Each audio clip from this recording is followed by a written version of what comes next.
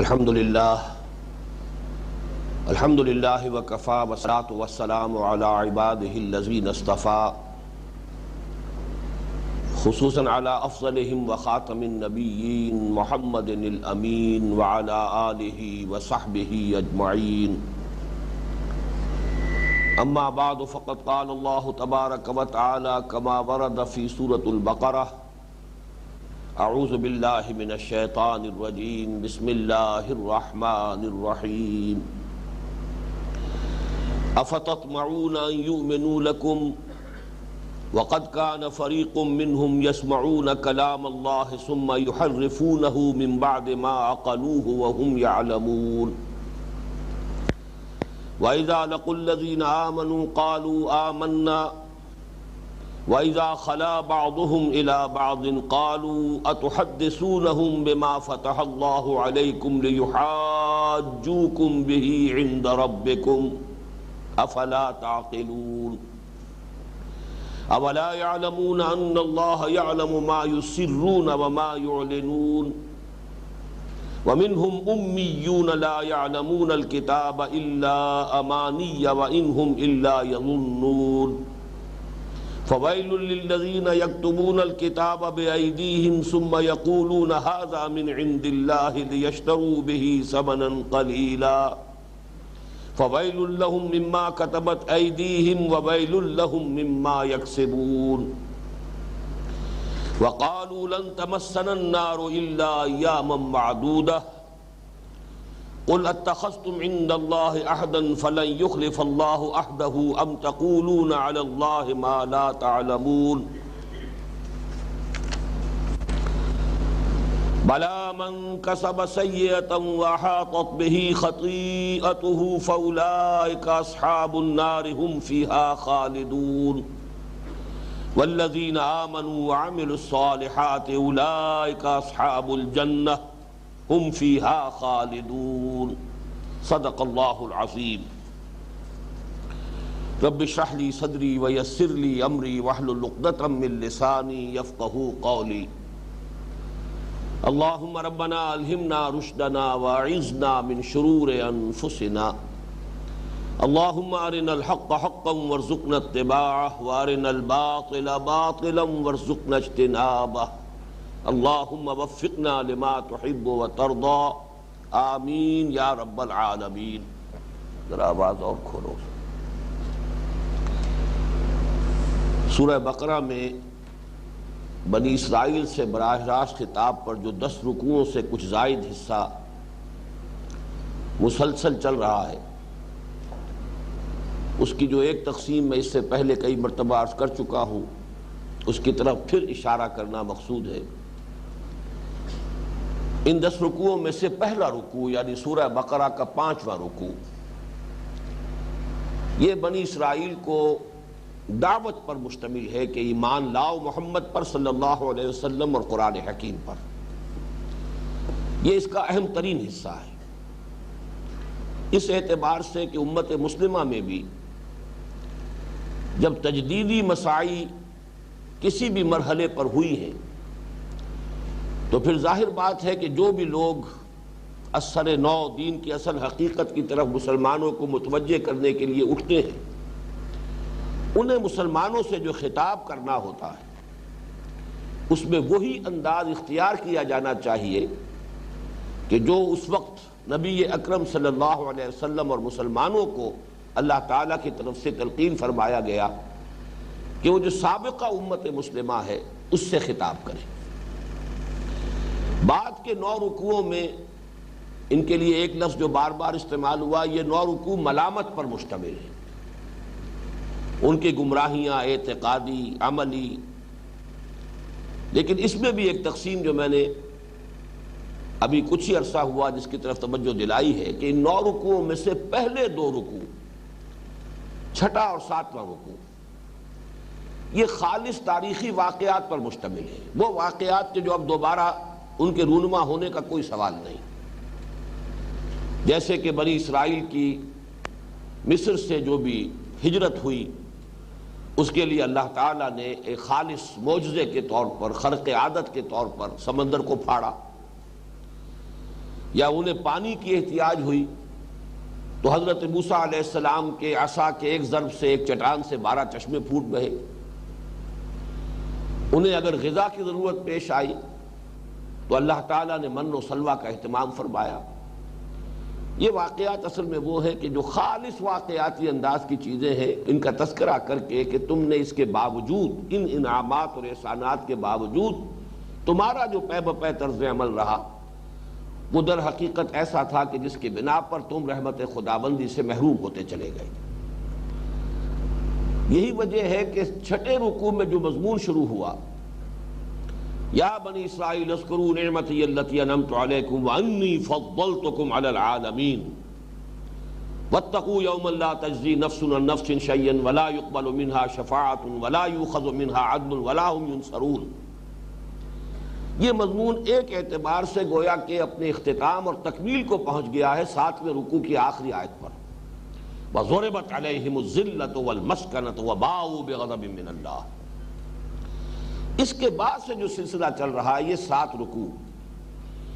ان میں آپ دیکھیں گے کہ کچھ ایسی ان کی اعتقادی گمراہیوں کا تذکرہ ہے کہ جو بعد میں امت مسلمہ میں بھی بعین ہی اسی شکل میں پیدا ہوئی۔ لہذا یہاں اگر واقعاتی انداز میں کوئی بات آئی بھی ہے تو اس کے بعد جنرلائزیشن کی صورت میں، تعویل عام کی صورت میں اس سے وہ سبق نکال کر دکھا دیا گیا ہے کہ جو ابدی حقیقت ہے، یونیورسل ٹروتھ ہے۔ دین کے بارے میں یہ وہ حقائق ہے کہ جن سے ذہول جب ہو جاتا ہے کسی مسلمان قوم کو اور مسلمان امت کو، تو اس میں پھر وہ اعتقادی گمراہیاں اور عملی گمراہیاں پیدا ہو جاتی ہیں۔ جیسا کہ میں نے پچھلی مرتبہ عرض کیا تھا، یہ گویا کہ امت مسلمہ کو ایک پیشگی آئینہ دکھایا جا رہا ہے۔ خوشتراں باشد کے سر دلبراں گفتہ آیت در حدیث دیگراں، کہ اگرچہ گفتگو ہو رہی ہے بنی اسرائیل سے، لیکن اے مسلمانوں یہ تمہارے لیے ایک پیشگی آئینہ ہے۔ اس میں ایک تو تنبیہ کا پہلو ہے،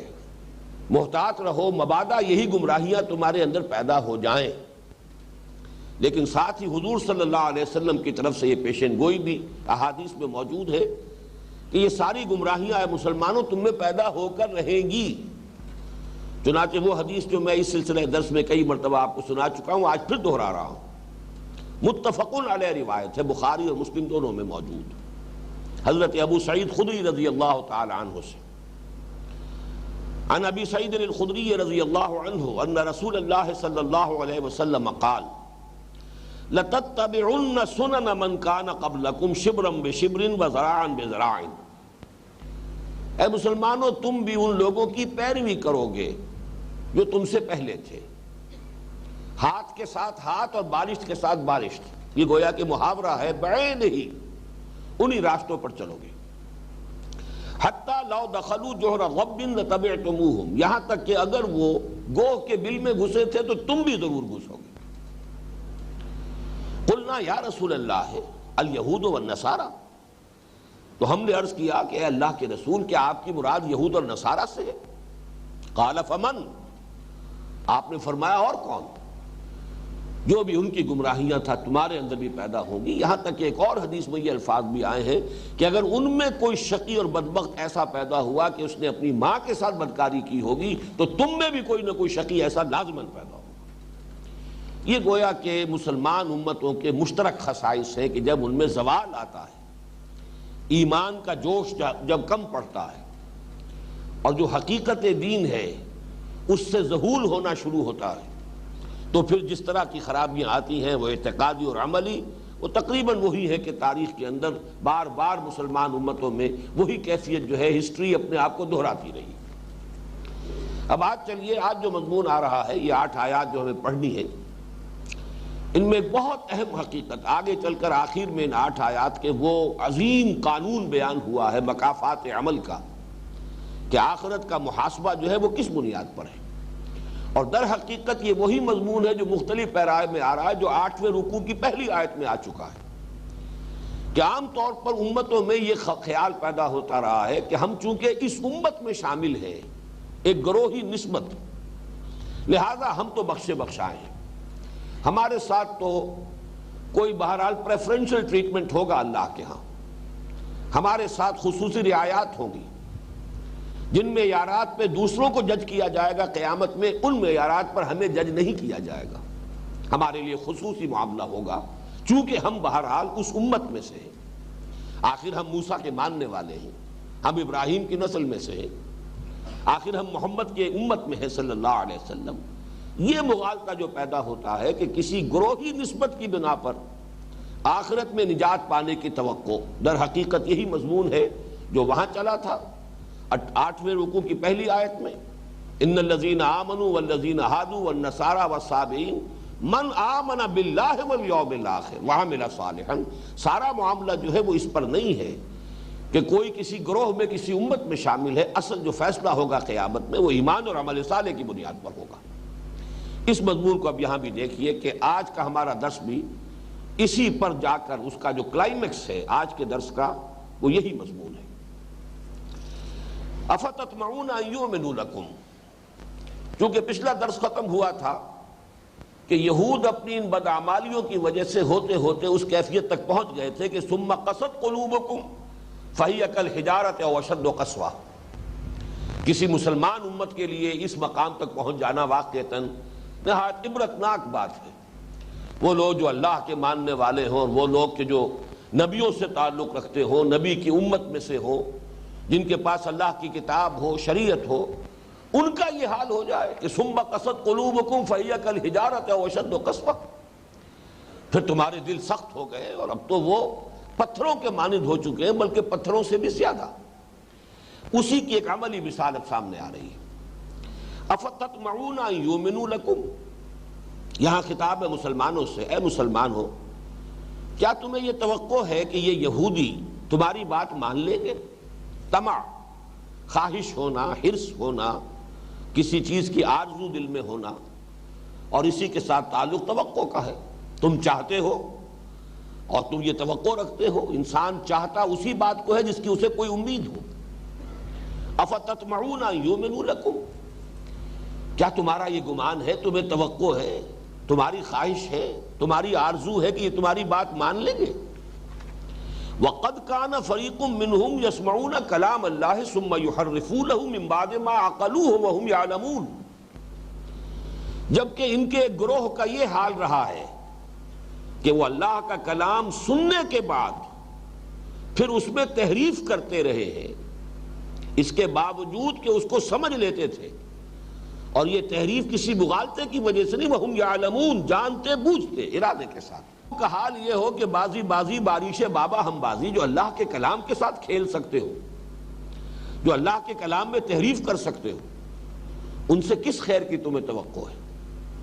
تم کیسے یہ توقع رکھتے ہو کہ وہ تمہاری بات مان لیں گے، تم پر ایمان لے آئیں گے؟ یا نوٹ کیجئے یہ جو لفظ آیا ہے افتطمعون ان یؤمنوا لکم، اس پر ہماری گفتگو تفصیل سے ہوتی رہی ہے حقیقت ایمان کے مباحث میں۔ امن یامنو، اس کے معنی ہے خود امن میں ہونا، اور اس سے اس میں فاعل بنتا ہے آمنن، جو شخص امن میں ہے، نہ اسے کوئی اندیشہ ہے، نہ خوف ہے، نہ حزن ہے، نہ رنج ہے۔ لیکن باب افعال میں آتا ہے آمن یؤمنو، اس کے معنی کسی کو امن دینا، اور اس سے اس میں فاعل بنتا ہے مومن، امن دینے والا، یہ لفظی معنی ہے۔ اور اسی معنی میں اللہ کے ناموں میں سے ایک نام ہے المومن، امن بخشنے والا۔ لیکن اس کے بعد آمن یؤمنو کے ساتھ با یا لام آ جائے تو اس کے معنی تصدیق کرنا، کسی کی بات مان لینا۔ یہی سے اصطلاح بنتی ہے ایمان کی، آمنتو باللہ اور آمنتو بمحمد صلی اللہ علیہ وسلم، رسول کی بات مان لینا پورے وثوق کے ساتھ، اعتماد کے ساتھ، اس کے دعوے کو تسلیم کر لینا، یہ ہے ایمان اصطلاحاً۔ تو کبھی کبھی لام کے ساتھ بھی آیا ہے، مثال کے طور پر یہ آمن یؤمنو جو ہے حضرت لوط علیہ السلام کے بارے میں سورہ عنکبوت میں آیا، آمن لہو لوط، حضرت ابراہیم علیہ السلام پر حضرت لوط ایمان لے آئے، ان کے بھتیجے تھے، ایمان لائے ان پر۔ عام طور پر جب ایمان کے معنی میں یہ لفظ آتا ہے اصطلاحاً تو با کے ساتھ آتا ہے، آمن الرسول بما انزل الیہ من ربہ والمؤمنون آمنت باللہ وملائکتہ وکتبہ۔ یہاں پر آپ دیکھ رہے ہیں کہ لام کے ساتھ آیا ہے، افتطمعون ان یؤمنوا لکم، اس لیے کہ یہاں اصطلاحاً جو ہے وہ ایمان مراد نہیں لیا جا سکتا، مسلمانوں پر ایمان لانا تو نہیں ہے، مسلمانوں کی بات مان لینا۔ تو اے مسلمانوں، کیا تم یہ توقع رکھتے ہو ان یہودیوں سے کہ یہ تمہاری بات مان لیں گے؟ حالانکہ ان کا حال یہ رہا ہے، ان کی جسارتیں، ان کی ڈھٹائی اس حد کو پہنچی ہوئی ہے کہ ان میں سے ایک گروہ یہاں تک اللہ تعالیٰ کے کلام کے ساتھ یہ روش اختیار کرتا رہا ہے کہ خوب سمجھنے کے بعد اور پھر جان بوجھ کر بالارادہ اس میں تحریف کرتا رہا ہے۔ اب یہاں پس منظر کو سمجھیے کہ اصل میں مراد یہاں کیا ہے۔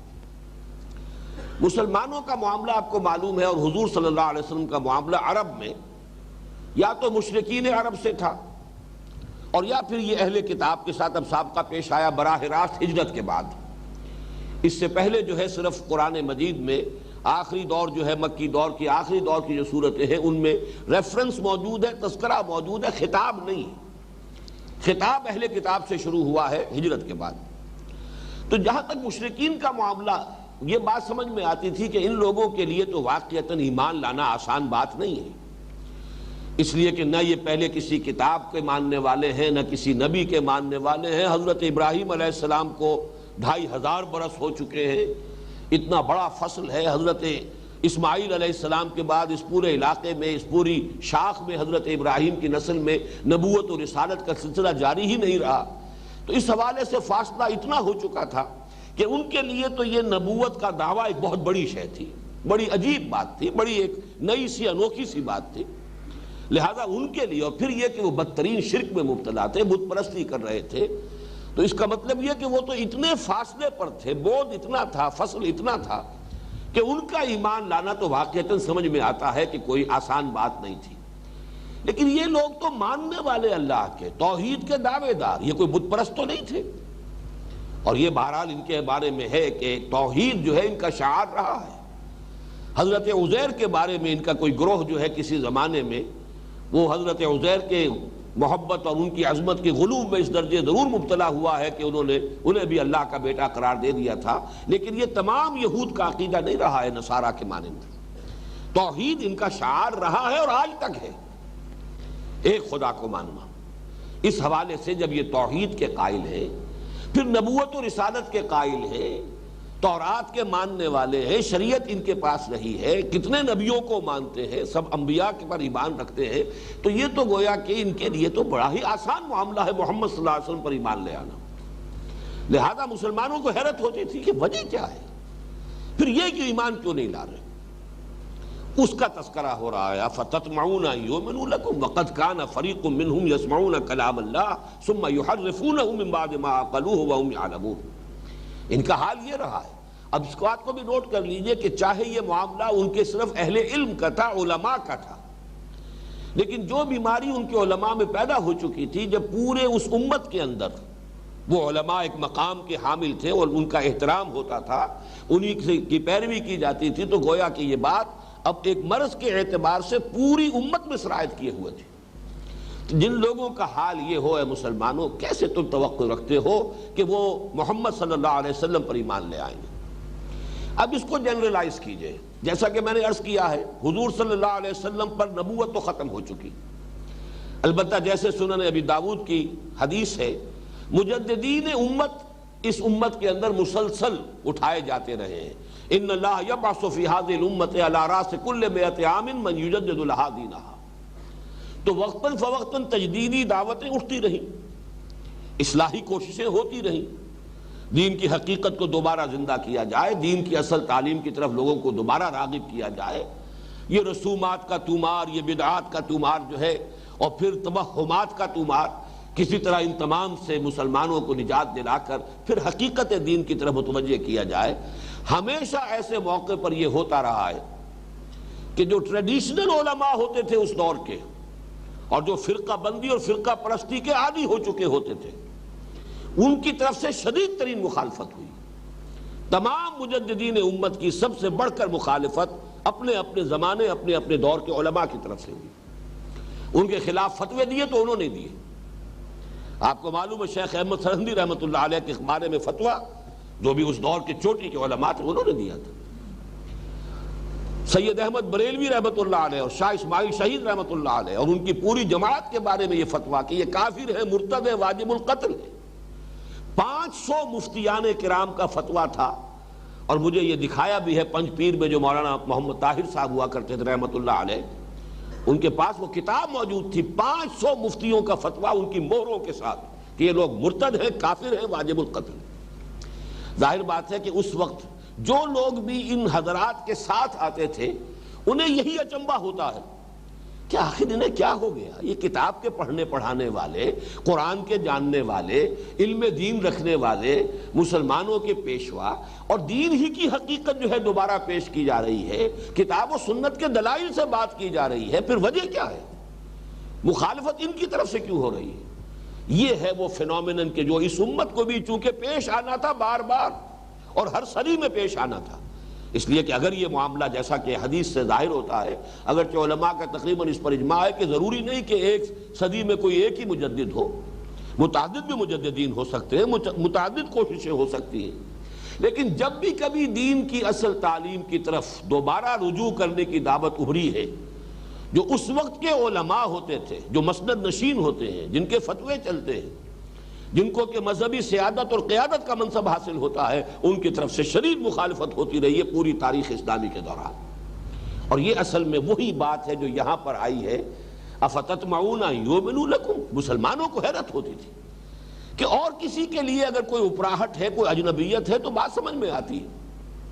مشرکین عرب کے لیے یہ بات اگر قبول کرنا مشکل ہے، جیسے کہ سورہ شورى میں بھی فرمایا خود اللہ تعالیٰ نے، کبر علی المشرکین ما تدعوہم الیہ، اے محمد صلی اللہ علیہ وسلم جس بات کی طرف آپ انہیں بلا رہے ہیں مشرکین کو، ان پر تو یہ بہت بھاری ہے، بات آسان کام نہیں ہے، لیکن ان کے لیے تو بہت آسان، اللہ کو ماننے والے، توحید کا دعویٰ کرنے والے، نبوت و رسالت کو تسلیم کرنے والے، کتاب کے حامل، شریعت کے حامل، دین کے بارے میں اور دینی شریعت کے احکام کے اعتبار سے ان کے حوالے سے فتویٰ دینے والے، آخر ان کے لیے کیا رکاوٹ ہے؟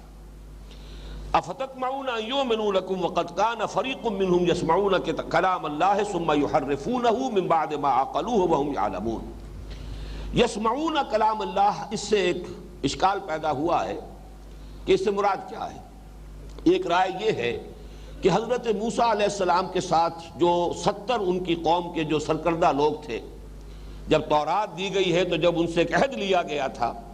اور اس وقت کوہ طور جو ہے ان کے سروں کے اوپر معلق کر دیا گیا تھا، اس وقت براہ راست اللہ تعالیٰ کا کلام انہوں نے بھی سنا ہے، خذوا ما آتیناکم بقوۃ۔ اب یہ ہے کلام اللہ جس کی سماعت انہوں نے بھی کی ہے، لیکن یہ کہ معلوم ہوتا ہے کہ اس کلام کو بھی باقی قوم پر جا کر جب انہوں نے اس کو منتقل کیا ہے تو اس میں بھی تحریف کی،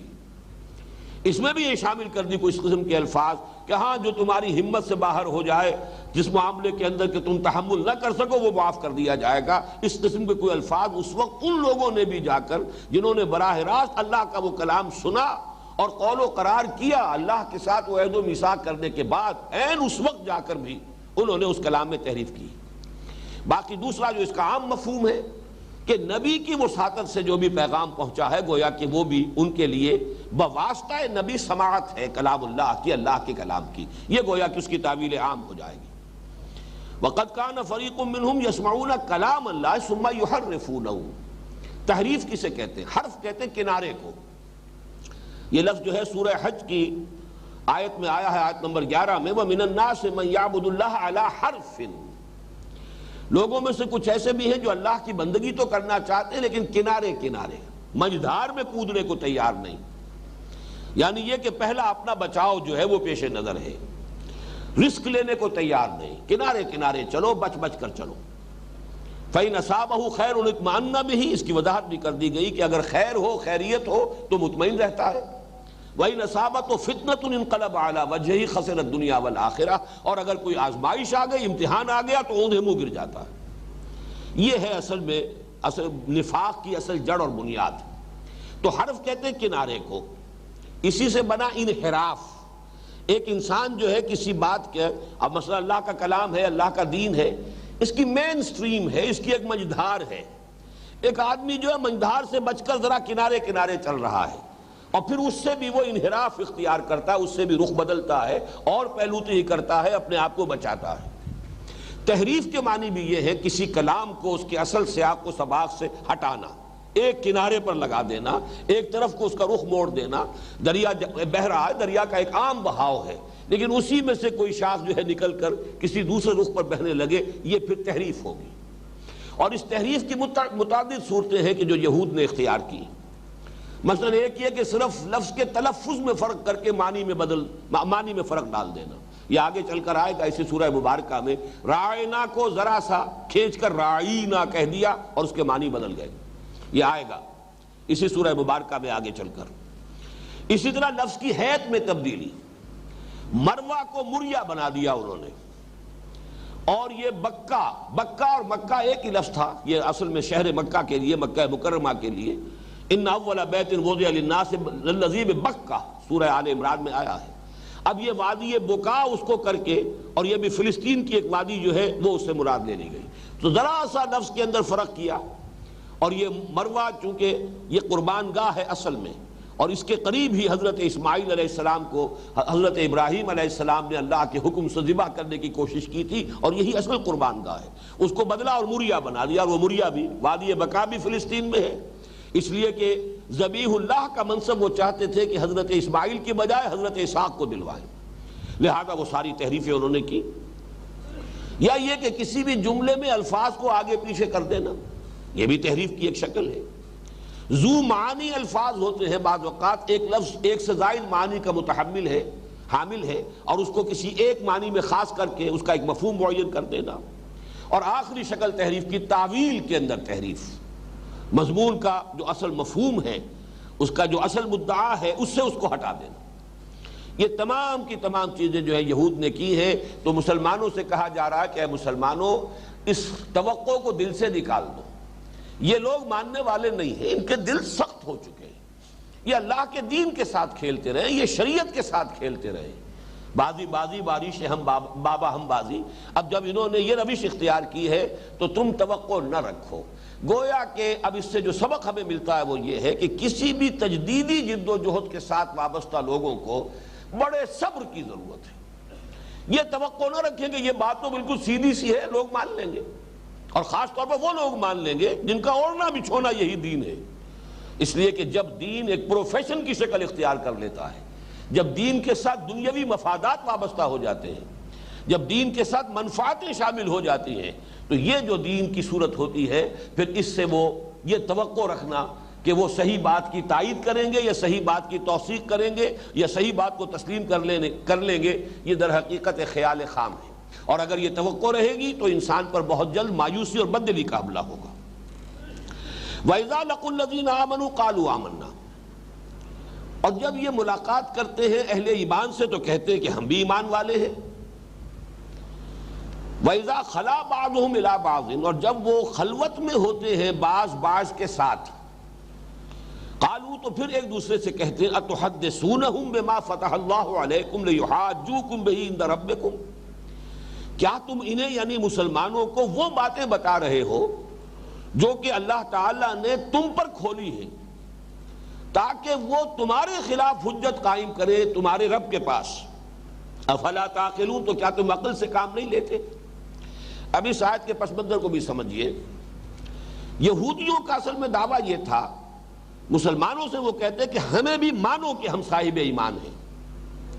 فرض کیجئے کہ ہم نے محمد کو نہیں مانا صلی اللہ علیہ وسلم، تو سینکڑوں ہزاروں نبیوں میں سے اگر بالفرض محمد نبی ہے تب بھی ہم نے صرف ایک کا انکار کیا نا، یا اور آگے بڑھو گے ہم نے ایک اور کا انکار کیا اور وہ حضرت مسیح ہے۔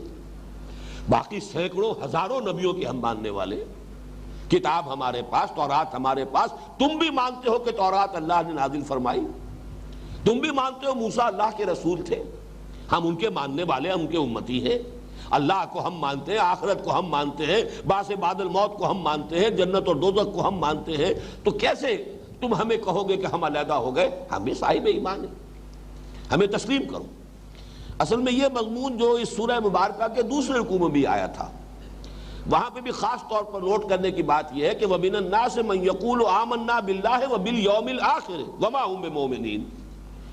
لوگوں میں سے کچھ ایسے بھی ہیں جو کہتے ہیں کہ ہم اللہ پر بھی ایمان رکھتے ہیں، یوم آخر پر بھی ایمان رکھتے ہیں، حالانکہ حقیقت میں وہ مومن نہیں ہے۔ تو وہاں اصل میں اگرچہ عام خیال یہ ہے کہ وہاں مراد جو ہے وہ منافقین ہیں، لیکن جیسا کہ میں نے عرض کیا تھا جب کہ ہم وہ رکوع مطالعہ کر رہے تھے، قرآن مجید میں تو اصل میں وہ ایک نقشہ کھینچ دیا، ایک کردار جو ہے کردار نگاری کر دی ہے، کردار کا نقشہ کھینچ دیا ہے، اب جس پر بھی وہ فٹ ہو جائے، اور وہ دونوں پر فٹ ہو رہا تھا۔ منافقین کا معاملہ بھی یہ تھا کہ ان پر سب سے زیادہ گراں جو گزرتی تھی بات وہ حضور کی اطاعت تھی، اللہ کو مان لینا۔ اسی لیے آپ کو بھی معلوم ہے کہ جب یہ قتال کا سلسلہ چلا ہے تو وہ یہ کہتے تھے یہ محمد خود کر رہے ہیں جو کچھ کر رہے ہیں صلی اللہ علیہ وسلم، لولا نزلت سورۃ، سورت کیوں نازل نہیں ہو جاتی؟ اگر واقعتاً قتال اللہ کی طرف سے ہے، یہ حکم جو ہے اللہ کا ہے، تو کیوں نہیں قرآن مجید میں سری آیت نازل ہو جاتی؟ ان کے اس مطالبے پر سورہ قتال جب نازل ہوئی ہے تو ان پر حجت قائم کی گئی، لو اب یہ سورہ قتال آ گئی، سورہ محمد کا نام سورہ قتال بھی ہے صلی اللہ علیہ وسلم۔ لیکن یہ کہ اس سے پہلے ظاہر بات ہے وہ حضور کا حکم تھا۔ اسی طرح آپ کو معلوم ہے مکے میں یہ بات کہ مسلمانوں چاہے تمہارے ٹکڑے کر دیے جائیں لیکن تم ہاتھ نہیں اٹھاؤ گے، تو حضور کا حکم تھا۔ قرآن مجید میں تو اس کی توثیق نازل ہوئی ہے جا کر سورہ نساء میں، سورہ نساء نازل ہو رہی ہے سن 5 یا 6 ہجری میں، لیکن وہ رسول کا حکم تھا اس وقت۔ تو اصل میں تو دین سارا نام ہے رسول کی اطاعت کا، بمصطفیٰ برسا خیش را کے دی ہم اوست، اگر بہو نہ رسیدی تمام بولا بیست۔ لیکن منافقین کا مسئلہ بھی یہی تھا کہ رسول کی اطاعت ان پر گراں تھی، اللہ کو مانتے ہیں آخرت کو مانتے ہیں، لہذا وہاں بھی صرف ان دو کا تذکرہ ہوا، اور اسی کے اندر خود گویا کہ کور ہو گئے یہودی بھی، وہ بھی کہتے ہیں ہم اللہ کو مانتے ہیں اور آخرت کو مانتے ہیں۔ بھائی اگر ہم نے انکار کیا بھی ہے یا نہیں مانا ہے تو صرف محمد کو نہیں مانا نا صلی اللہ علیہ وسلم، باقی ہم تو اللہ کو مانتے ہیں، آخرت کو مانتے ہیں، اور کتنے بے شمار نبیوں کو مانتے ہیں۔ یہ ہے اصل میں اس کا پس منظر کہ وہ کہتے تھے ہم بھی صاحب ایمان۔ پھر یہ کہ چونکہ وہ چاہتے تھے کہ مسلمانوں کے ساتھ گھل مل کر رہے، ایک معاشرتی ضرورت ہوتی ہے، معاشرتی مصلحتیں ہوتی ہیں، ایک شہر ہے مدینہ، اس میں آباد ہے، اس میں روابط بھی ہے، اوس اور خزرج کے ساتھ ان کے روابط تھے، ان کی دوستیاں تھیں، ان کے حلیفی کے تعلقات تھے۔ اب ظاہر بات ہے کہ یہ دونوں قبیلے جو ہیں تقریباً پورے کے پورے قبیلے اسلام لا چکے ہیں، حضور پر ایمان لا چکے ہیں، اب ان کے ساتھ ایک دم اپنے وہ روابط کیسے توڑ دیں؟ ان کے ساتھ جو بھی دوستیاں ہیں، محبتیں ہیں، کوئی اور اس طرح کے معاملات ہیں، کوئی کاروباری لین دین کی صورتیں ہیں، اس کو ایک دم منقطع کر دینا آسان نہیں ہے۔ جیسے کہ سورہ عنکبوت میں فرمایا گیا کہ مودۃ بینکم فی الحیات الدنیا، سب سے بڑی رکاوٹ بن جاتی ہے لوگوں کے لیے، جان لیتے ہیں کہ حق وہ ہے لیکن اس حق کو قبول کرنے کے لیے اپنی دوستیاں چھوڑنی پڑ رہی ہیں، اپنی عزیز داریوں کے اوپر آنچ آتی ہے، اپنی رشتہ داریوں جو ہیں ان کے اندر رکھنے پڑتے ہیں، لہذا یہ مودۃ بینکم فی الحیات الدنیا یہ پاؤں میں بیڑی بن کر پڑی رہتی ہے اور انسان کو حق کے قبول کرنے سے روکتی رہتی ہے۔ تو یہ معاملہ ان کا تھا اس معنی میں کہ چاہتے تھے کہ مسلمانوں کے ساتھ ان کا وہ خلا ملا، اوس اور خزرج کے ساتھ ان کے وہ تعلقات تجارتی لین دین کا حلیفی کے معاملات برقرار رہیں، اس لیے ان کو یہ روش اختیار کرنی پڑ رہی ہے۔ وَإِذَا لَقُوا الَّذِينَ آمَنُوا قَالُوا آمَنَّا، ہم بھی بھائی صاحب ایمان ہے، آخر کون سا لمبا چوڑا فرق ہے؟ اسی لیے جیسا کہ میں نے عرض کیا آپ سے کہ لوگ جو ہے وہ در حقیقت اسی قدر مشترک جو ہے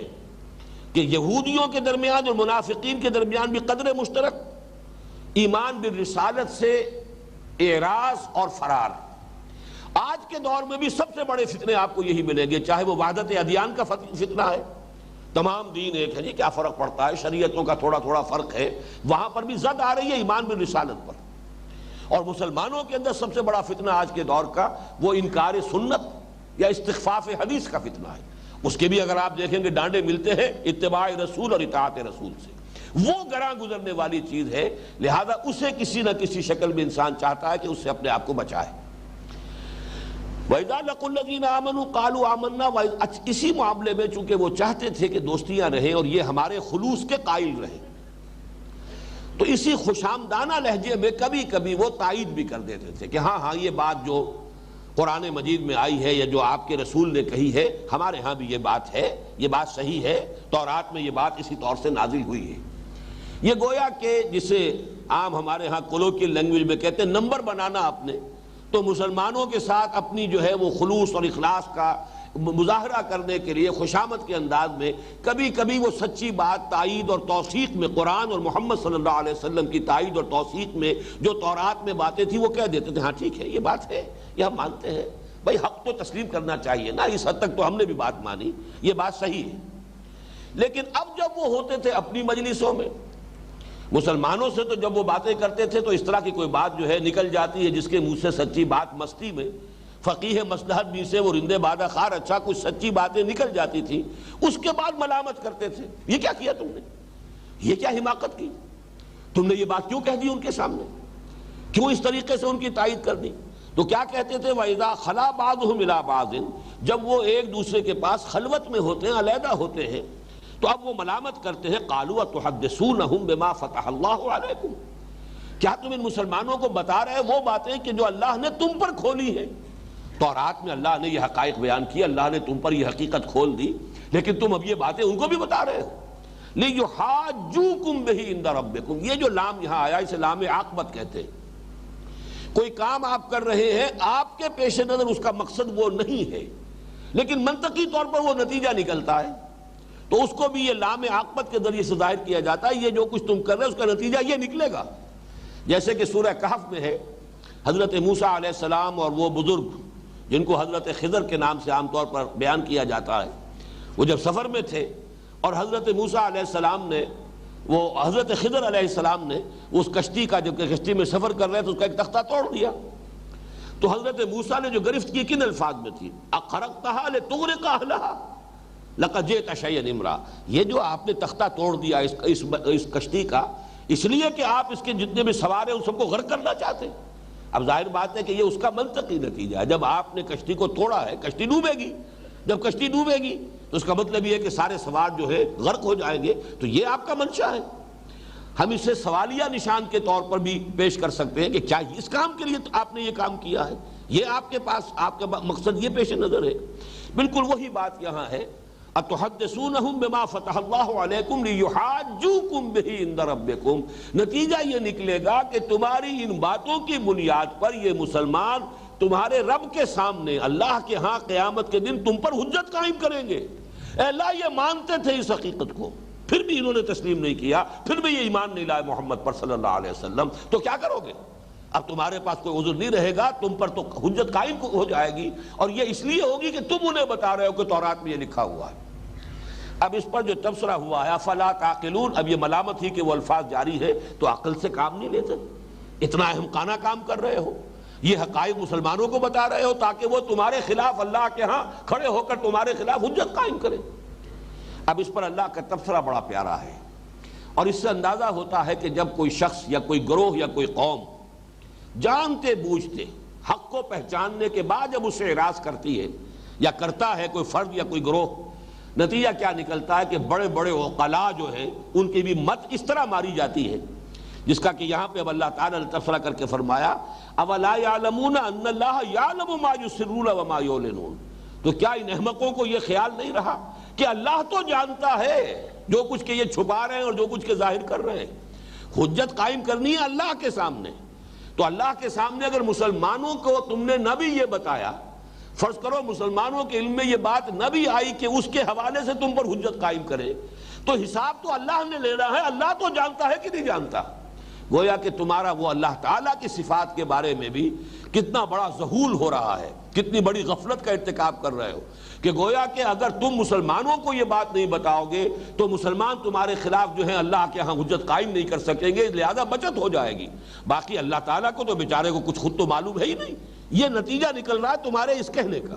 اولا یعلمون ان اللہ یعلم ما یسرون وما یعلنون، تو کیا انہیں یہ بات ان کے ذہن میں نہیں ہے، نہیں جانتے ہیں کہ اللہ تو جانتا ہے وہ تمام چیزیں بھی کہ جس کو یہ چھپاتے ہیں، اور وہ تمام چیزیں بھی جنہیں یہ ظاہر کر رہے ہیں۔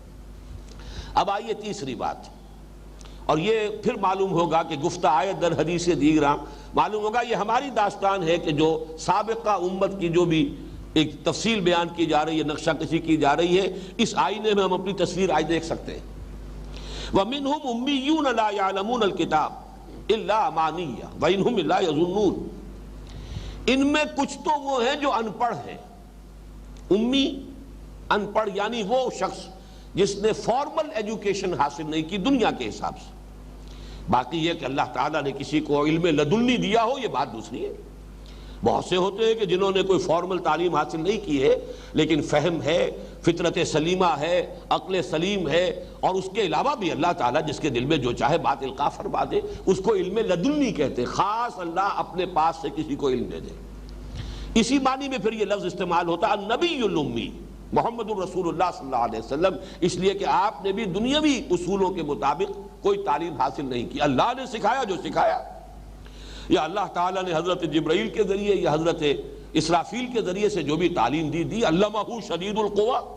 ذو مرۃ فاستویٰ، سکھایا ہے انہیں، تعلیم دی ہے۔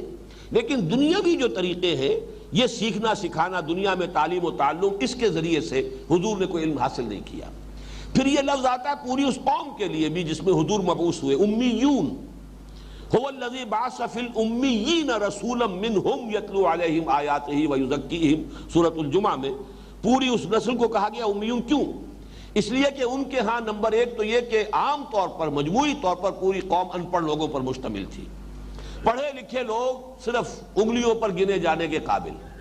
تو گویا کہ حکم الاکثر حکم الکل کے حوالے سے جو اکثریت کی کیفیت ہوگی اسی کا اطلاق کل کے طور پر کر دیا جاتا، تو گویا کہ پوری قوم جو ہے وہ امیین پر مشتمل تھی، ان پڑھ لوگوں پر مشتمل تھی۔ دوسرے اس معنی میں کہ ان کے پاس کوئی کتاب نہیں تھی، صاحب کتاب یا اہل کتاب کے مقابلے میں بھی امیین کا لفظ آیا ہے قرآن مجید میں، بعض مواقع پر اس کو لایا گیا ہے اہل کتاب کے مقابلے میں۔ بہرحال یہاں پر جو کہا جا رہا ہے وہ یہ ہے کہ جیسے آج مسلمانوں میں عظیم اکثریت جو ہے وہ امیین پر مشتمل ہے، کس معنی میں؟ چاہے پی ایچ ڈی کیا ہوا ہو لیکن دین سے واقف نہیں، دین کے بارے میں تو صرف ہیئر سے ہے ان کی، کچھ سنی سنائی باتیں ہیں، کوئی بچپن میں سن لی تھی، کچھ کہیں ادھر ادھر گئے ہیں، وہ مسجدوں میں کوئی تقریریں سن لی ہے، کوئی خطبات سن لی ہے، کوئی وعظ سن لیے ہیں، کوئی چرچے ہیں اس طرح کی، سوائے اس طرح کی باتوں کے وہ ہیئر سے جو ہے اس کے سوا کچھ بھی نہیں۔ انہوں نے کتاب نہیں پڑھی، انہوں نے اس کا علم حاصل نہیں کیا، انہوں نے عربی زبان نہیں سیکھی۔ کتنے لوگ ہوں گے کہ جنہوں نے قرآن اور سنت کا مطالعہ کیا؟ تو منہم امیون، ان میں بھی بہت سے لوگ ہیں یہودیوں میں، اس وقت کے اعتبار سے بات کہی جا رہی ہے مسلمانوں، ان میں ایک تو وہ لوگ ہیں کہ جنہوں نے کتاب کو پڑھا ہی نہیں، لا یعلمون الکتاب، یہ جانتے ہی نہیں تورات میں کیا ہے، الا امانی، ہاں ان کو تو کچھ دل خوش کن خیالات ہیں، کچھ من گھڑت مذمومہ ان کے عقائد ہیں۔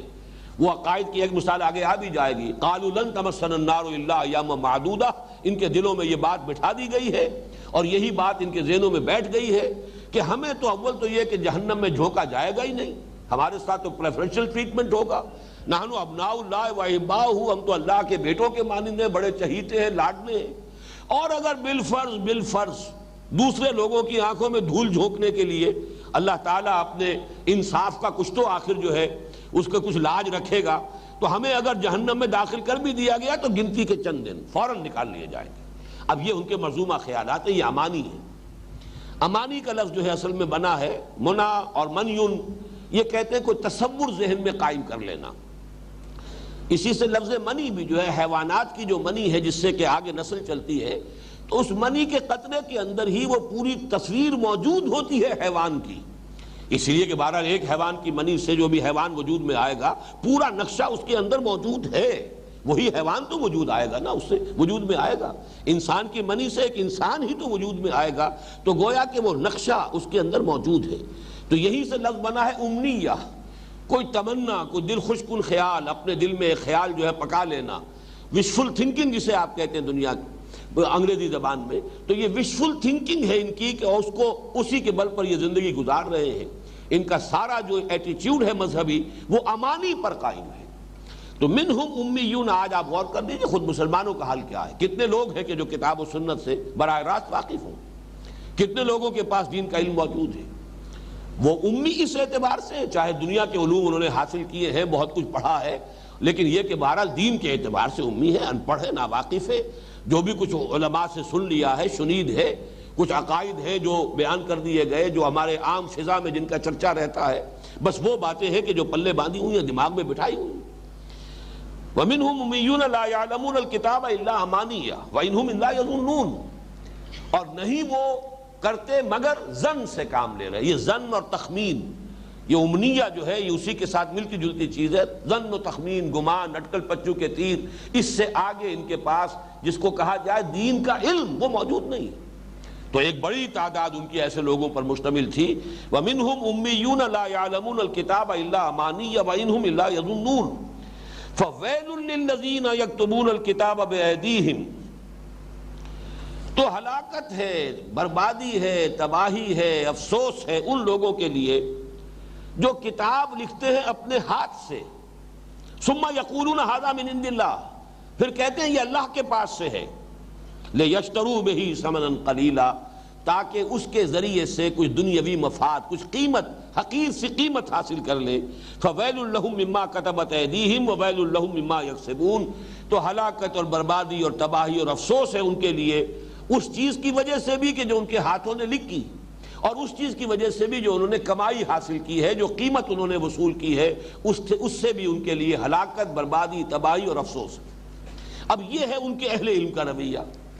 یہ ذرا یہ آیت جو ہے اس اعتبار سے مشکلات القرآن میں سے ہے کہ اس کے صحیح مفہوم کو معین کرنے میں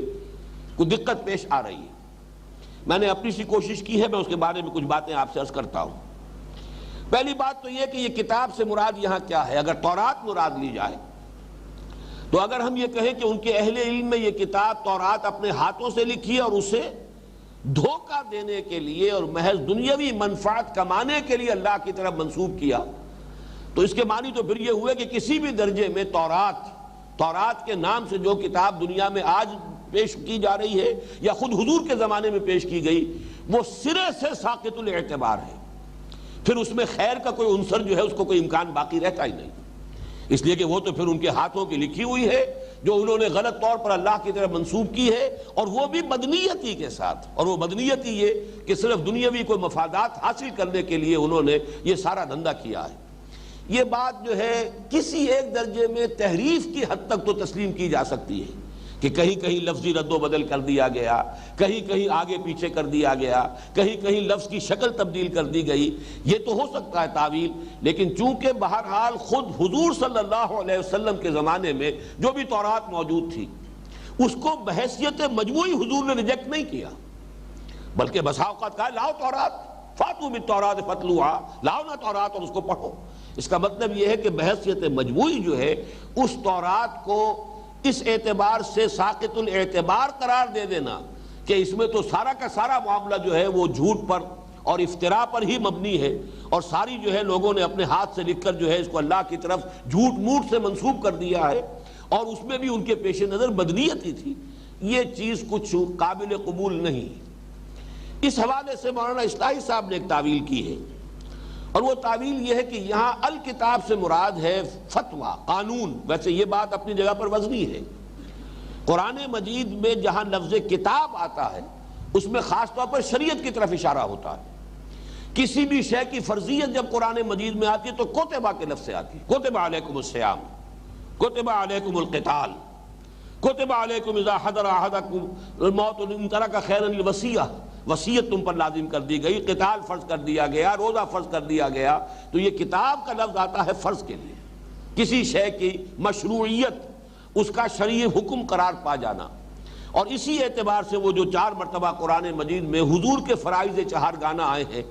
وَيُعَلِّمُهُمُ الْكِتَابَ وَالْحِکْمَةَ، وہاں کتاب سے مراد، میں بھی اسے تسلیم کرتا ہوں کہ مراد ہے قرآن مجید کا وہ حصہ جو احکام شریعت پر مشتمل ہے۔ تو گویا کہ یہاں اس آیت میں اللہ تعالیٰ ان لوگوں کے جو فقہاء تھے، ان کے جو احبار تھے، ان کے جو مفتی حضرات تھے، ان کے اس طرز عمل کی طرف اشارہ کر رہا ہے کہ وہ فتوے دیتے تھے، اور وہ فتوے بہرحال جیسے ہمارے یہاں بھی فتویٰ فروشی ہوتی رہی ہے، علماء سوء کا کام کیا رہا ہے، جہاں کہیں دیکھا کہ کوئی معاملہ ایسا ہے، کوئی بڑا شخص ہے اور اس سے کوئی منفعت بھی حاصل ہو سکتی ہے، اس کا من چاہا، اس کا دل پسند فتویٰ کہیں سے ادھر سے ادھر سے کوئی دلیل نکال کر، کوئی ہیلہ تلاش کر کے اس کے لیے کوئی شرعی جو ہے اس کے لیے وہ امکان پیدا کر دینا، راستہ نکال دینا، اس سے یہ کہ لوگوں نے بہرحال دنیاوی مفادات حاصل کیے ہیں۔ فتویٰ فروشی جسے ہم کہتے ہیں، وہ تو ہمارے ہاں بھی علماء سوء کا طرز عمل رہا ہے، ہیلے بہانوں کے ذریعے سے حرام کو حلال کر لینا، یہ سارے راستے جو ہیں وہ رہے ہیں۔ تو اگر اس درجے میں صرف ہو تو بات سمجھ میں آتی ہے، لیکن یہ کہ اس کو ہمارے تقریباً تمام مفسرین نے اسے کتاب کو اس طریقے سے خاص نہیں کیا ہے صرف احکام اور فتویٰ نویسی کے لیے۔ اس کے حوالے سے جب میں نے غور کیا تو ایک بات کی طرف ذہن منتقل ہوا ہے، واللہ عالم۔ اصل میں یہود کے مذہب میں جو زیادہ اہم کتاب ہے وہ تالمود ہے، اور تورات تو ان کے ہاں بس ایک کتاب مقدس کے درجے میں ہے، جیسے ہماری تاریخ میں یہ ہوا ہے کہ بہت جلد قرآن مجید سے توجہ ہٹ گئی تھی. قرآن مجید تو صرف تلاوت کے لیے رہ گیا کہ اس سے حصول ثواب حاصل کرنا ہے، اس کے سوا کچھ نہیں، پڑھو اور ثواب حاصل کرو. جیسا کہ آج بھی مسلمانوں کی عظیم اکثریت کا تو طرز عمل قرآن کے ساتھ یہی ہے، حصول ثواب، ایصال ثواب، بس اس کام کے لیے قرآن مجید جو ہے ایک ذریعہ ہے. باقی یہ کہ اس کا پڑھنا پڑھانا سمجھنا سمجھانا یہ تو کوئی خاص طبقہ ہے علماء کا، یہ ان کے کرنے کا کام ہے، عام لوگوں کا کام ہے ہی نہیں. باقی ساری دلچسپی علماء کو بھی ایک زمانے میں رہ گئی تھی صرف فقہ کے ساتھ. اس کی وجہ یہ تھی کہ چونکہ بہرحال چاہے ملوکیت کا دور آیا چاہے کوئی اور دور آیا، سلاطین کے ادوار تھے، لیکن چونکہ شریعت تو نافذ تھی، قانون تو اسلامی تھا،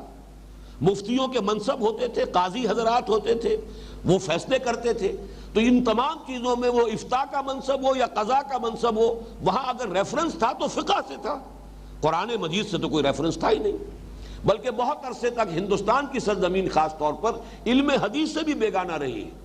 اس لیے کہ یہاں جو اسلام آیا تھا، پہلے جو پہل آیا ہے وہ تو در حقیقت محمد ابن قاسم کے ذریعے سے جب آیا ہے اسلام، وہ اسلام تو تھا دور نبوت سے قریب ترین جو اسلام ہے. اس لیے کہ دور خلافت راشدہ کو ختم ہوئے ابھی صرف کل 50 برس ہوئے تھے. ابھی نہ فرقے تھے، نہ مختلف مکاتب فقہ پیدا ہوئے تھے، نہ کوئی اور کلامی قسم کے اختلافات پیدا ہوئے تھے. امت کی وحدت بھی برقرار تھی، اور دین کا بھی یوں سمجھیے کہ ایک جو اصل دین ہے اجمالاً اس کا نقشہ بھی محفوظ تھا. لیکن وہ اسلام تو بہت تھوڑے عرصے کے لیے رہا. اس کے بعد آپ کو معلوم ہے جب محمد ابن قاسم کو رحمۃ اللہ علیہ واپس بلا کر شہید کر دیا گیا تو پھر زوال فوراً شروع ہو گیا. اس کے 300 برس بعد جب اسلام آیا ہے ہندوستان میں، وہ شمال مغربی دروں سے آیا ہے. یہ اسلام جو ہے یہ اس وقت آیا ہے جبکہ دولت بنو عباس ختم ہو رہی تھی. 1206 میں آپ کو معلوم ہے کہ دہلی میں مسلمانوں کی حکومت قائم ہوئی، اور 1258 میں فال آف بغداد کا واقعہ پیش آیا ہے، جبکہ آخری خلیفہ جو بنو عباس کے تھے مستعصم باللہ، انہیں محل سے نکال کر اور گھوڑوں کے سموں تلے کچل دیا گیا. تو یہ دور جو ہے جو ہارٹ آف اسلام ہے، اس میں سمجھیے کہ زوال انتہا کو پہنچا ہوا تھا جبکہ اس بر عظیم پاک و ہند کے اندر اسلام کی حکومت آئی ہے، مسلمانوں کی حکومت آئی. یہ اسلام جو آیا ہے یہ خالص سنی حنفی اسلام، جس میں تصوف بھی ایک لازمی عنصر کی حیثیت سے موجود تھا. یہ دو اس کے وصف ایسے ہیں. یہ تو خیر اللہ کا شکر ہے کہ شیعت کا کوئی حصہ اس اسلام میں نہیں تھا، وہ تو بہت بعد میں، یوں سمجھیے کہ تقریباً 300 برس بعد آیا یہاں پہ شیعت نے قدم رکھا ہے. وہ تو جب شیر شاہ سوری نے شکست دی ہے ہمایوں کو،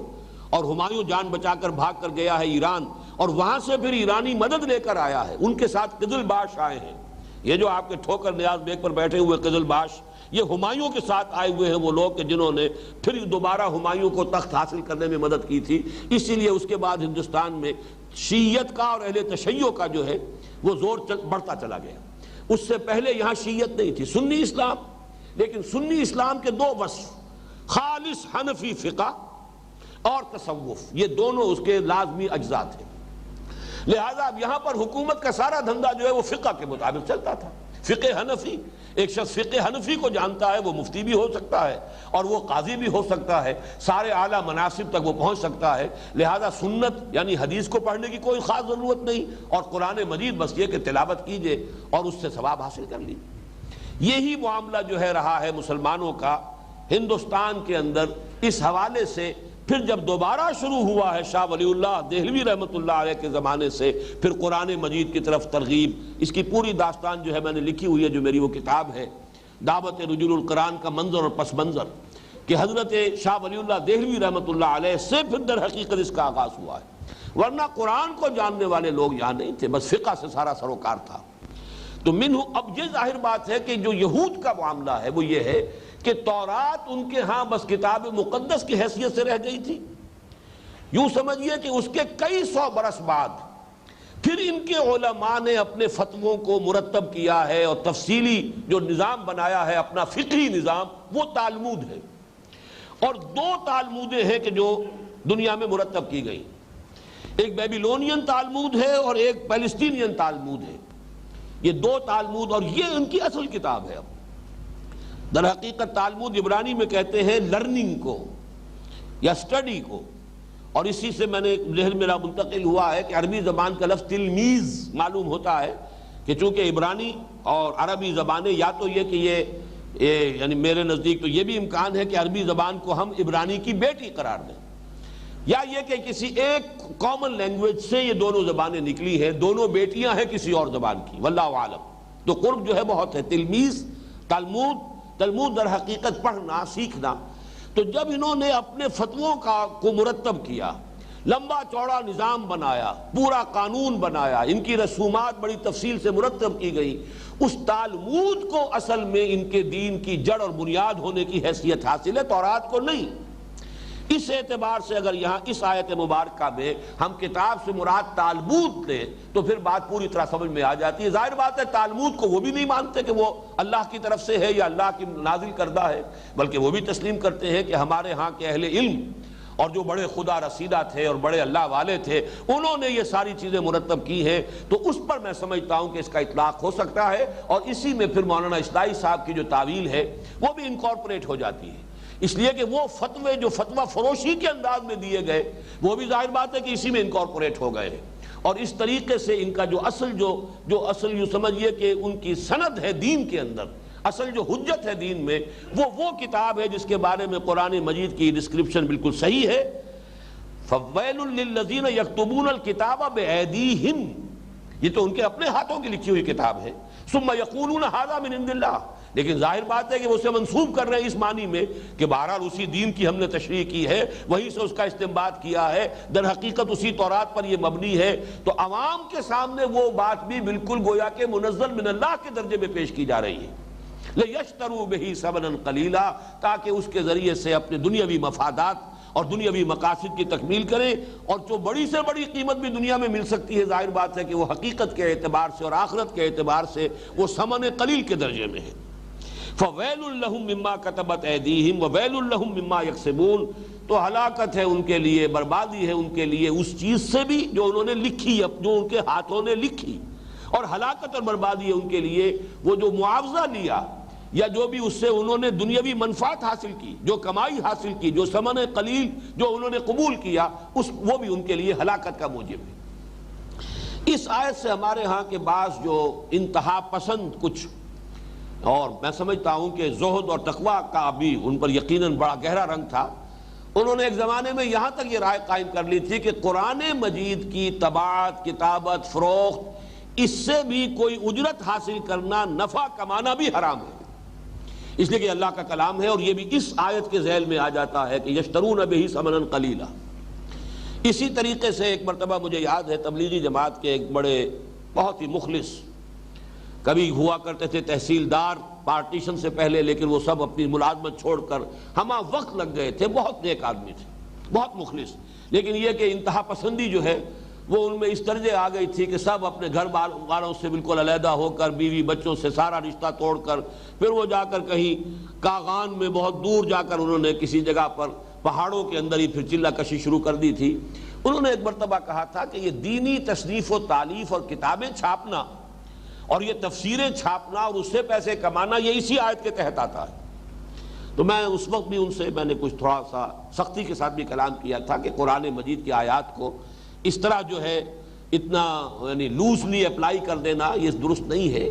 یہ چیزیں بہرحال جو بھی کوئی شخص دین کے لیے، اور بلکہ اس وقت ان کا اشارہ جو تھا وہ خاص طور پر مولانا مودودی کی طرف تھا کہ انہوں نے کتابیں لکھی اور کتابیں لکھ کر جو ہے اس سے اپنے لیے ایک ذریعہ معاش بنایا، اپنے لیے دنیاوی جو ہے وہ حصول کا ذریعہ بنایا۔ تو مجھے یاد ہے ابھی کہ ان کے ساتھ میں نے بڑی تلخی کے ساتھ انہیں میں نے جواب بھی دیا تھا۔ تو واقعہ یہ کہ یہ چیزیں جو ہیں دین کو سمجھانے کے لیے تصنیف و تالیف یہ اس زمرے میں نہیں آئے گا۔ ہاں فتویٰ کوئی غلط دے رہا ہے آدمی، اس پر اس آیت کا اطلاق ہو جائے گا۔ کوئی شخص جھوٹ موٹ کسی بات کو خود گھڑ کر اللہ کی طرف منسوب کر رہا ہو، اس پر اس آیت کا اطلاق ہوگا۔ لیکن یہ کہ دین کی افہام و تفہیم کے لیے، دین کے سمجھنے سمجھانے کے لیے، دین کی دعوت کو عام کرنے کے لیے، خدمت دین کے لیے جو بھی کام تصنیف و تعریف کے کیے جائیں، ان کاموں پر اس طرح سے اطلاق کر دینا ان آیات کا میرے نزدیک بہت بڑی زیادتی ہے۔ البتہ ایک پہلو اس میں ہے جو قابل لحاظ ہے، اور وہ یہ ہے کہ دین کے افہام و تفہیم یا دین کی نشر و اشاعت، دین کی تبلیغ، اس کے لیے تصنیف و تالیف کو ذریعہ معاش بنانا یہ واقعتاً کسی نہ کسی درجے میں مشتبہ ہو جاتا ہے۔ ہمارے علماء سلف کا یہ معاملہ رہا ہے کہ کہ انہوں نے کبھی اپنی اس طرح کی چیزوں کا کوئی کاپی رائٹ نہیں رکھا۔ مولانا اشرف علی تھانوی اس دور میں بھی، حالانکہ ان کی تصانیف جو ہے بے شمار تصانیف، کسی کا کوئی کاپی رائٹ نہیں ہے، کسی کا کوئی حق محفوظ نہیں ہے، جو چاہے چھاپے۔ ایک یہ ہے کہ آپ کسی ادارے کے ساتھ وابستہ ہیں، جو بھی آپ کام کر رہے ہیں وہ اس ادارے کی ملکیت ہے،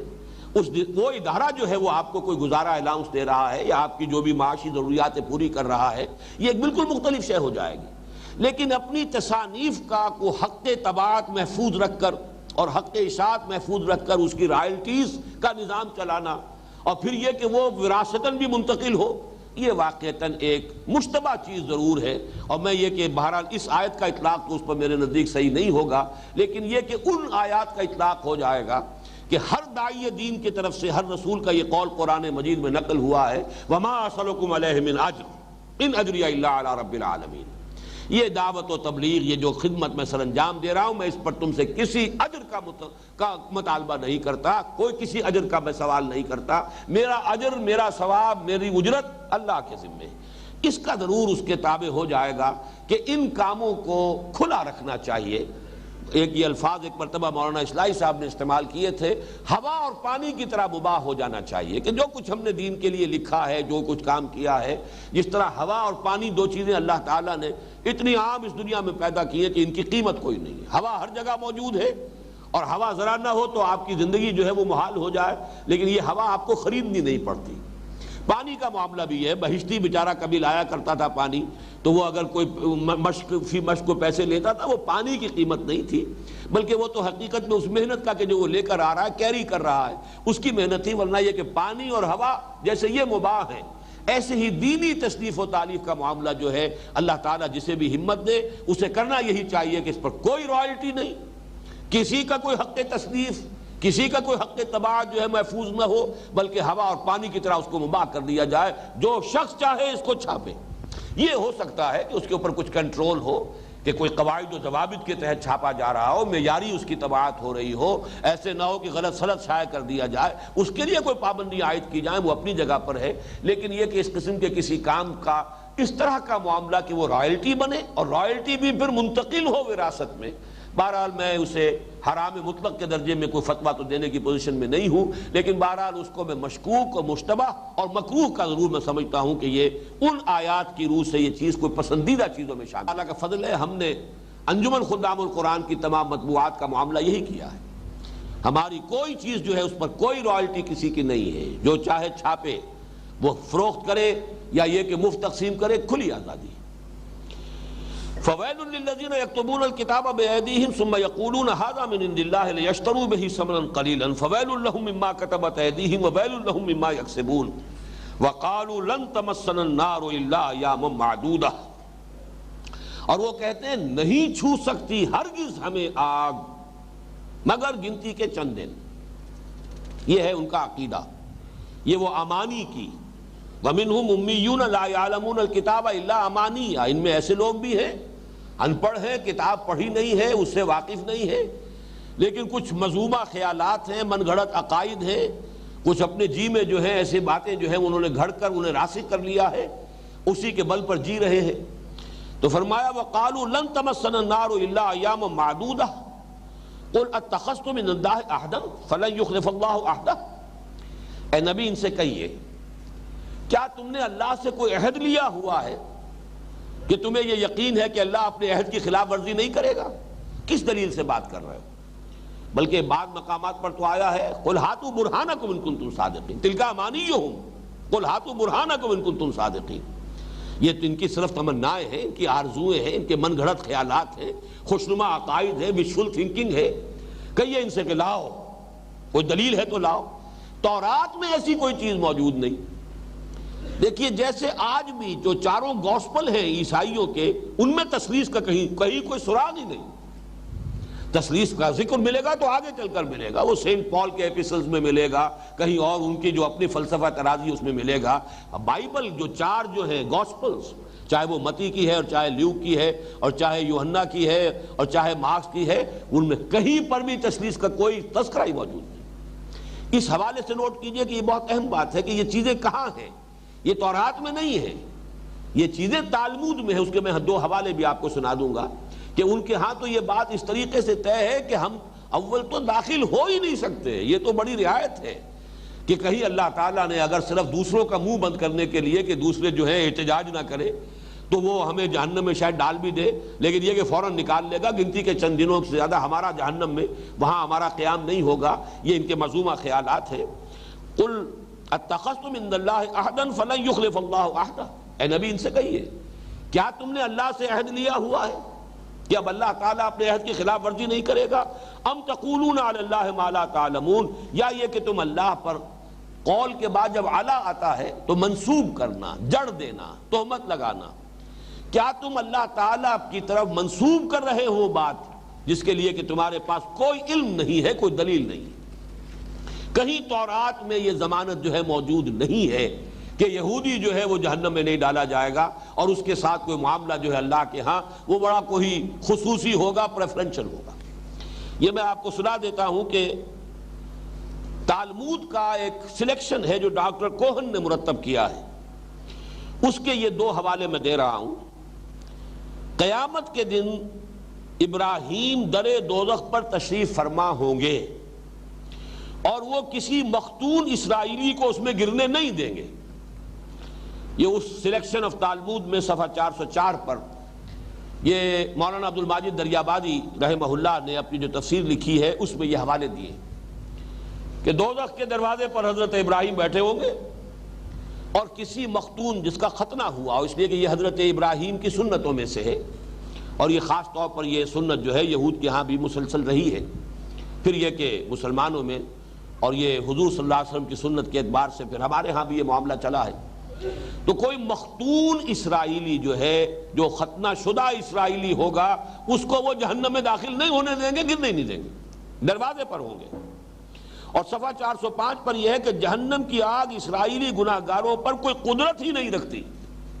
جہنم کی آگ کی کوئی تاثیر ہی نہیں ہے، کوئی قدرت ہی نہیں ہے اس کی کہ وہ کسی اسرائیلی کو جلا سکے یا اسے کوئی گزن پہنچا سکے. جیسا کہ میں عرض کر چکا ہوں کہ تورات میں یہ چیزیں نہیں ہیں، یہ چیزیں ہیں تالمود میں. من گھڑت خیالات انہوں نے خود گھڑے، اپنا دین خود تصنیف کیا.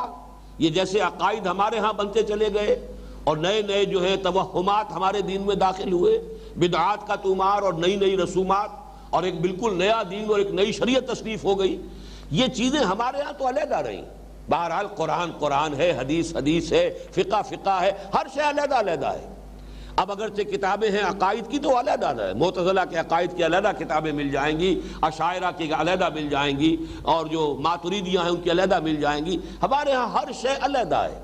لیکن جیسا کہ انجیل کا معاملہ ہے اس میں وحی الہی بھی، حضرت عیسیٰ کے اپنے وعظ بھی، اپنے فرمودات بھی، حضرت عیسیٰ کی سیرت بھی، چاروں چیزیں گڑبڑ ہو کر دی گئی ہیں. وہ چاہے سینٹ متی کی ہو، چاہے وہ یوحنا کی ہو، چاہے مارک کی ہو، چاہے لوک کی ہو، یہ سب کی سب چاروں چیزیں وہاں پہ گڑبڑ ہو گئی ہیں. تو اسی میں وہ اصل انجیل بھی ہے جو اللہ تعالیٰ نے حضرت مسیح کو عطا فرمائی، لیکن ساتھ ہی حضرت مسیح کی سیرت بھی ہے، حضرت مسیح کے اپنے فرمودات بھی، اپنے مواعظ بھی ہیں. اور بڑا مشکل ہو جاتا ہے پڑھنے والے کے لیے کہ وہ علیحدہ علیحدہ کر کے بتا سکے. لیکن یہ کہ بہرحال اس میں موجود ہے وہ اصل انجیل بھی، اس میں کوئی شک نہیں. بلکہ اس کا تو ایک واقعہ بھی ہے کہ میں نے ایک مرتبہ اپنے زمانہ طالب علم میں مسٹر وائٹ ہوتے تھے منٹگومری میں، جو اب سائی وال کہلاتا ہے، وہاں چونکہ مشن کا کافی بڑا ایک ہاسپٹل بھی ہے اور بڑا ادارہ ہے ان کا، مشنری ادارہ. تو میں نے ان سے ایک مرتبہ سوال کیا، یہ 4 گاسپلز ہیں، which one of them is Bible؟ اس کا جواب پہلا جو تھا وہ تو میں سن کر چونکا، none of them is Bible. میں حیران ہوا یہ کیا کہہ رہا ہے، عیسائی ہے، پادری ہے، none of them is Bible. Bible is in them، ان میں بائبل ہے، ان میں سے کوئی بھی اپنی جگہ بائبل نہیں ہے. اس لیے اس کو گاسپل کہتے ہیں، gospel of the Lord according to Saint Matthew,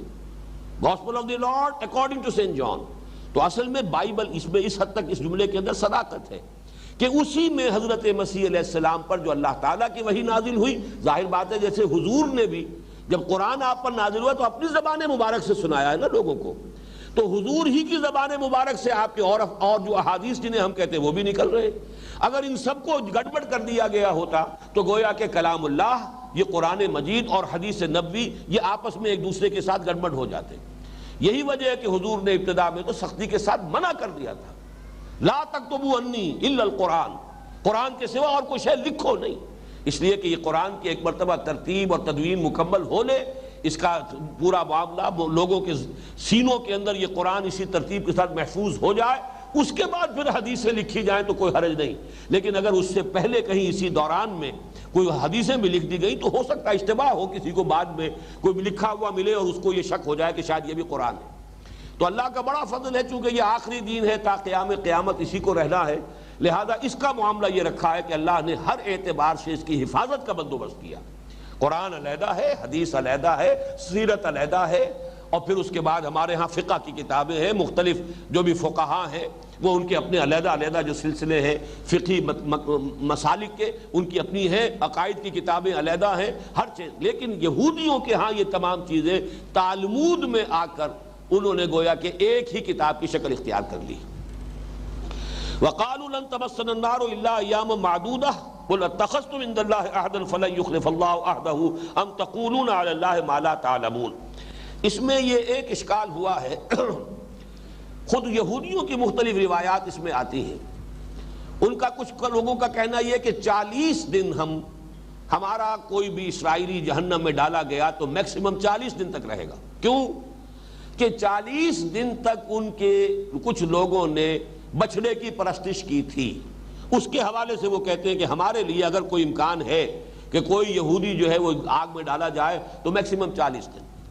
بعض لوگوں کے نزدیک وہ مقدار جو ہے وہ 7 دن ہے، بعض نے اس سے زیادہ بھی کہا ہے، لیکن میرے نزدیک قرآن مجید سے جب ہم دیکھیں گے تو القرآن یفسر بعضہ بعضا، اور وہ اصول یہاں بھی پوری طریقے سے اپلیکیبل ہے کہ اہم مضامین قرآن مجید میں کم سے کم 2 جگہ ضرور آتے ہیں۔ یہ سورہ بنی اسرائیل کے اندر سورہ آل عمران میں یہ آیت موجود ہے، أَلَمْ تَرَ إِلَى الَّذِينَ أُوتُوا نَصِيبًا مِنَ الْكِتَابِ يُدْعَوْنَ إِلَى كِتَابِ اللَّهِ لِيَحْكُمَ بَيْنَهُمْ ثُمَّ يَتَوَلَّى فَرِيقٌ مِّنْهُمْ وَهُمْ مُعْرِضُونَ ذَلِكَ بِأَنَّهُمْ قَالُوا لَن تَمَسَّنَا النَّارُ إِلَّا أَيَّامًا مَّعْدُودَاتٍ وَغَرَّهُمْ فِي دِينِهِمْ مَا كَانُوا يَفْتَرُونَ۔ کیا تم نے دیکھا نہیں ان لوگوں کو جنہیں کتاب کا ایک حصہ دیا گیا تھا، اور ان کو جب اللہ کی کتاب کی طرف بلایا جاتا ہے تاکہ وہ ان کے مابین فیصلہ کرے تو ان میں سے ایک گروہ جو ہے پیٹھ موڑ لیتا ہے، اعراض کرتا ہے۔ یہ اللہ کی کتاب سے اعراض کیوں کرتے ہیں، اس کا سبب کیا ہے، ان کی اس بے عملی کی اصل توجیہ کیا ہے، اس کی وجہ کیا ہے؟ ذَلِكَ بِأَنَّهُمْ قَالُوا لَن تَمَسَّنَا النَّارُ إِلَّا أَيَّامًا مَّعْدُودَاتٍ۔ یہ اس لیے ہے کہ انہوں نے یہ خیال گھڑ لیا ہے، یہ مذمومہ خیال، ان کی یہ تمنا، ان کی یہ آرزو عقیدے کی شکل اختیار کر گئی ہے کہ ہمیں نہیں چھو سکتی آگ مگر گنتی کے چند دن۔ وَغَرَّهُمْ فِي دِينِهِمْ مَا كَانُوا يَفْتَرُونَ، اور یہ جو افطرا انہوں نے کیا، یہ جو من گھڑت خیال عقیدے کی شکل میں انہوں نے اختیار کر لیا، اسی نے ان کو دین کے معاملے میں دھوکے میں ڈال دیا۔ ظاہر بات ہے کہ اس کے بعد آدمی جو ہے ڈھیلا ہو ہی جائے گا۔ جب جہنم میں داخلہ اول تو ہے نہیں، اور ہے تو چند دن کے لیے ہے، تو کوئی بات نہیں، حرام خوری کرو، دو دھوکہ لوگوں کو، حلال سے حرام سے جہاں سے چاہو کماؤ، عیش کرو، بہرحال پکڑ تو ہے نہیں۔ جہنم میں تو جھونکے نہیں جا سکتے، جہنم کی آگ کو ہمارے اوپر کوئی قدرت حاصل ہی نہیں۔ حضرت ابراہیم دروازے پر بیٹھے ہوں گے اور وہیں سے وہ ہمیں بچا لیں گے، اور پھر یہ کہ اگر ہو بھی گیا بالفرض بالفرض بالفرض تو گنتی کے چند دن۔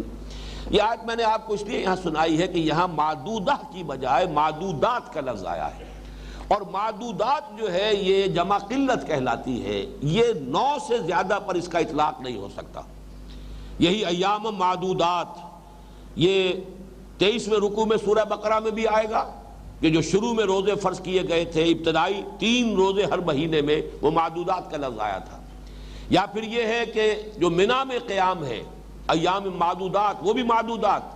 2 یا 3 دن کا قیام ہے منی میں، تو اس لیے یہ لفظ جو ہے نوٹ کر لیجئے کہ 7 دن والی روایت جو ہے یہود کی، قرآن مجید گویا کہ اس کی تصدیق کر رہا ہے کہ ان کے عقائد میں یہ ہے کہ ہمیں اگر ہم میں سے کسی کو اگر جہنم میں بالفرض جھونک بھی دیا گیا تو زیادہ سے زیادہ 7 دن تک وہ اس کا قیام جہنم میں رہے گا، پھر اسے نکال لیا جائے گا۔ اب آ رہی ہے وہ آیت جو میں نے عرض کیا تھا کہ اس پوری بحث پر جو کلائمیکس ہے اس کا، اور جو کہ یوں سمجھیے کہ لب لباب ہے، یونیورسل ٹروتھ، بلا کیوں نہیں، من کسب سیئۃ، جس کسی نے بھی کمائی، اب کسبہ کا لفظ آ رہا ہے، جان بوجھ کر کمانے کا لفظ آ رہا ہے، جان بوجھ کر کمائی سیئتن ایک بدی. سیئتن جو ہے نکرہ ہے، سیئتن عربی زبان میں نکرہ ایک کے لیے بھی آتا ہے، کوئی بدی یا ایک بدی. کتابن ایک کتاب، الکتاب معین کتاب ہو جائے گی. تو یہاں پر نکرہ ایک بدی، اور لیکن ساتھ ہی نکرہ جو ہے تنکیر تفخیم کے لیے بھی آتا ہے.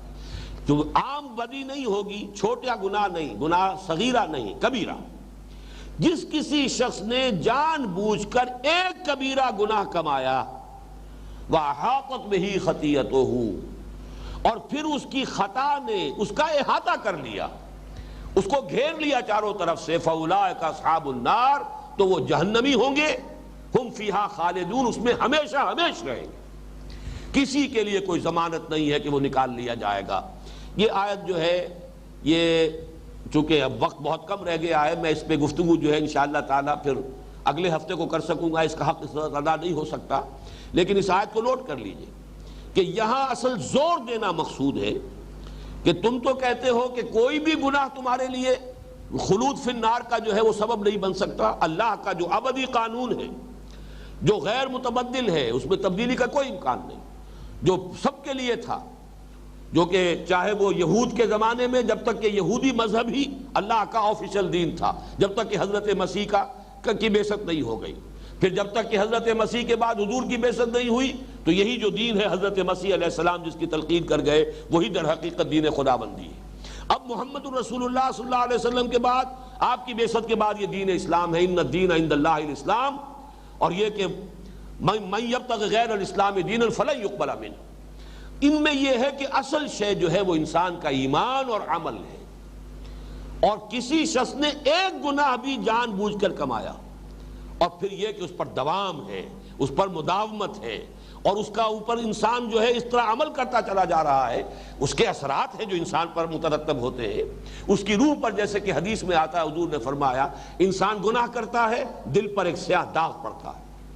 توبہ کرتا ہے تو وہ دھل جاتا ہے، توبہ نہیں کرتا پھر گناہ کرتا ہے، پھر ایک داغ پڑتا ہے، پھر گناہ کرتا ہے، پھر ایک داغ پڑتا ہے، آخر میں پورا دل سیاہ ہو کر اس طرح بند ہو جاتا ہے. حضور نے مٹھی بند کی اور اس کے بعد اس پر مہر لگا دی جاتی ہے. بل طبع اللہ علی قلوبہم، اب اللہ تعالیٰ کی طرف سے ختم قلوب یا طبع قلوب کا آخری عمل ہو جاتا ہے. اب اس میں کسی خیر کے داخل ہونے کا کوئی امکان نہیں. یہ در حقیقت حشر ہوتا ہے دنیا میں انسان کے کسی ایک گناہ پر مداومت سے بھی، گناہ بڑا ہو چھوٹا نہیں. چھوٹے گناہ جو ہیں وہ تو خود بخود نیکیوں کے ذریعے سے دھلتے بھی رہتے ہیں. ان الحسنات یذہبن السیئات. لیکن بڑا گناہ، گناہ کبیرہ، ہاں گناہ کبیرہ ہوا ہے، توبہ کر لی ہے، صاف ہو جائے گا. التائب من الذنب کمن لا ذنب لہ. لیکن ایک گناہ کبیرہ پر بھی مداومت ہو رہی ہے، نتیجہ کیا ہوگا؟ جیسے کہ ایمان کا نتیجہ مترتب ہوتا ہے عمل پر، ایسے ہی عمل کا نتیجہ مترتب ہوتا ہے ایمان پر. اگر اندر ایمان ہے، عمل پر اس کا اثر پڑے گا. عمل غلط ہے، ایمان پر وہ اس کا اثر پڑے گا. چنانچہ علماء کے نزدیک، ہمارے ہاں علماء اگرچہ اس آیت کی تعویل میں ہمارے علماء نے بعض ایسی شکلیں اختیار کی ہیں، اس قسم کی آیات قرآن مجید کی، جس کی مثالیں میں اگلے درس میں انشاءاللہ دوں گا، جس سے ان آیات کی تاثیر ختم ہو جاتی ہے. ان آیات کو پڑھ کر انسان کو لرز جانا چاہیے. جیسے کہ حدیث نبوی جب آتی ہے، واللہ لا یؤمنو واللہ لا یؤمنو واللہ لا یؤمنو، تو صحابہ لرز گئے، کام گئے. خدا کی قسم وہ شخص مومن نہیں ہے، خدا کی قسم وہ شخص مومن نہیں ہے، خدا کی قسم وہ شخص مومن نہیں ہے. بڑے ڈرتے ڈرتے پوچھا ہوگا، قیل من یا رسول اللہ، حضور کون؟ فرمایا الذی لا یامن جارہ بوائقہ، وہ شخص کہ جس کی ایذا رسانی سے اس کا پڑوسی امن میں نہیں ہے. اب ظاہر بات ہے یہ اسلوب حضور نے کس لیے اختیار کیا؟ تاکہ لوگ کام جائیں، لوگ سوچیں، ہر شخص اپنا جائزہ لے، میرا طرز عمل کیا ہے، میں اپنے پڑوسی کو تکلیف تو نہیں دے رہا ہوں، میں اس کے لیے اذیت کا موجب تو نہیں بن رہا ہوں. مقصد تو یہ ہے. لیکن اگر ترجمہ کر دیا جائے خدا کی قسم اس کا ایمان کامل نہیں ہے، خدا کی قسم اس کا ایمان کامل نہیں ہے، خدا کی قسم اس کا ایمان کامل نہیں ہے، لفظ کامل کے ایڈ کرنے کے بعد وہ ساری تاثیر ختم ہو گئی. کامل ایمان کس کا ہوگا؟ کمال ایمان کس کو نصیب ہوگا؟ کمال ایمان. تو چلیے اگر وہ درجہ مجھے نہیں بھی ہے تو کون سی بڑی بات ہے،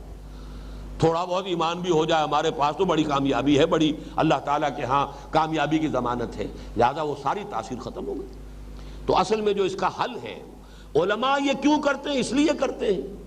کہ مغالطہ اگر دوسری طرف ہو جائے گا تو وہ پھر خواری تک چلا جاتا ہے، کہ انسان اس نتیجے پر جو ہے غلط نتیجے تک پہنچ جاتا ہے کہ گویا کہ ایک شخص نے گناہ کبیرہ کیا تو کافر ہو گیا، کافر ہو گیا تو مرتد ہو گیا، مرتد ہو گیا تو واجب القتل ہو گیا۔ یہ دو انتہائیں ہیں جن کے مابین عدل کی راہ تلاش کرنے کی ضرورت ہے۔ میں اپنے خطبات ایمان میں اس پر تفصیل سے گفتگو کر چکا ہوں، لیکن یہ کہ چونکہ یہاں یہ آیت آئی ہے تو میں چاہتا ہوں کہ اس کا حق جو ہے وہ اگلے درس میں انشاءاللہ تعالیٰ پوری تفصیل کے ساتھ اس سلسلہ درس میں بھی اس کا حق ادا کرنے کی کوشش کروں، اس لیے کہ یہ قرآن مجید کی اہم ترین آیات میں سے یہ پوری بحث اگر کنکلوڈ یہاں ہو رہی ہے۔ بلا من کسب سیئۃ واحاطت بہ خطیئتہ